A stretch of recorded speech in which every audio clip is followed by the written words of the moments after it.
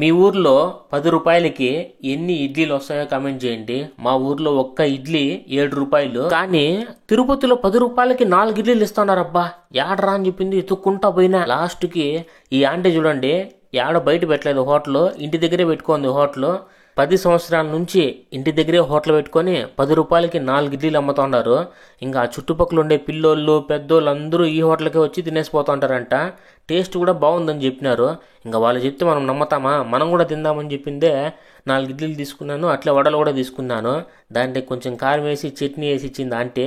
ఇడ్లీ వడలు టేస్ట్ అయితే భలే ఉండాయి తింటా ఉంటే. ఈ చిన్న పాప చూడండి, వాళ్ళ పాప అంటే ఈ చిన్న పాప ఆంటీకి హెల్ప్ చేస్తా ఉంది. తెల్లవారితో 7 గంటలకు స్టార్ట్ చేస్తారంట ఈ హోటల్, 11 దాకా ఉంటది. ఇంకా టేస్ట్ కూడా భలే ఉంటది అబ్బాయిడ. ఈ హోటల్ తిరుపతిలో ఎక్కడ అంటే, ఈ చిన్న హోటల్ కి పేరేం లేదు గానీ తిరుపతిలో రామచంద్ర పుష్కర్ ఉంటది.